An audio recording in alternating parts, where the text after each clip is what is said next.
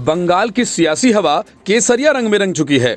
यही वजह है कि अमित शाह के बंगाल पहुंचते ही क्या टीएमसी, क्या कांग्रेस, क्या सीपीएम और क्या सीपीआई, हर पार्टी के विधायक, नेता और कार्यकर्ता भगवा रंग में रंगे जाने के लिए उमड़ पड़े। अमित शाह की मौजूदगी में ममता सरकार के मंत्री रहे शुवेंदु अधिकारी के अलावा टीएमसी, लेफ्ट और कांग्रेस के 10 विधायकों ने भी बीजेपी का दामन थाम लिया। इसके अलावा टीएमसी सांसद सुनील मंडल भी बीजेपी में शामिल हुए। बीजेपी में शामिल होने वालों में टीएमसी के 6, सीपीएम के 2, सीपीआई का 1 और कांग्रेस का 1 विधायक शामिल है। बीजेपी सांसद अर्जुन सिंह का दावा है कि अगले कुछ दिनों में बीजेपी में शामिल होने वाले विधायकों की संख्या 60 से 65 तक हो सकती है।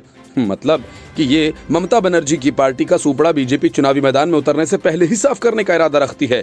यही वजह है कि रैली में अमित शाह ने कहा कि विधानसभा चुनावों में बीजेपी 200 सीटें जीतने जा रही है। अमित शाह की ये रैली बंगाल की सियासत में बड़ा बदलाव लेकर आई।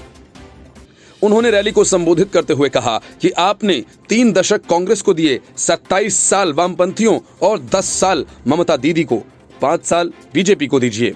हम सोनार बांग्ला का सपना पूरा करेंगे।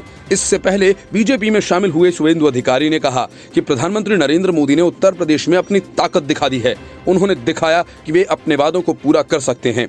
साथ ही उन्होंने कहा कि बीजेपी ने उन्हें जितना प्यार और सम्मान दिया उतना टीएमसी में कभी नहीं मिल पाया। शुवेंदु अधिकारी ने कहा कि बीजेपी नेताओं ने उनके लिए जितना किया उतना टीएमसी कभी नहीं कर पाई।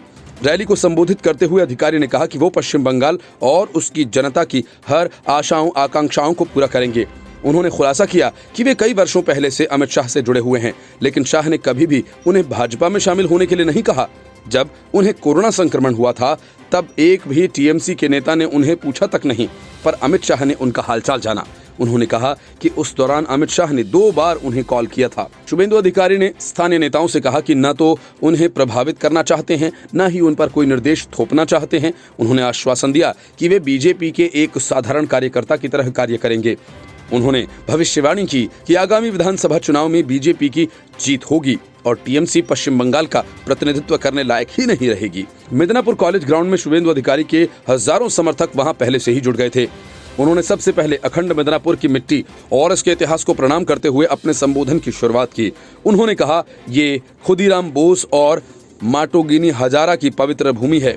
उन्होंने कहा कि मेरे बड़े भाई इस देश की आन बान शान हैं। बीजेपी के राष्ट्रीय उपाध्यक्ष मुकुल रॉय ने शुवेंदु अधिकारी का पार्टी में स्वागत करते हुए कहा कि उन दोनों ने मिलकर पूर्व में मिदनापुर के लिए न जाने कितनी ही लड़ाइयां लड़ी। पूर्व बीजेपी के प्रदेश अध्यक्ष राहुल सिन्हा ने खुलासा किया कि 2014 के लोकसभा चुनाव से पहले ही शुवेंदु अधिकारी की उनसे बीजेपी में शामिल होने को लेकर बातचीत चल रही है। इसके पहले शुवेंदु अधिकारी के इस्तीफे को स्वीकार करने से पश्चिम बंगाल विधानसभा के स्पीकर बिमान बनर्जी ने इनकार कर दिया। उन्होंने कहा कि शुवेंदु का इस्तीफा न तो सदन के नियमों के अनुरूप है और न ही संविधान के प्रावधानों का पालन करता है। उन्होंने कहा कि शुवेंदु ने व्यक्तिगत रूप से उन्हें अपना इस्तीफा नहीं सौंपा और वे इसे लेकर निश्चित नहीं है। उनका ये कदम स्वेच्छा से लिया गया है और वास्तविक है।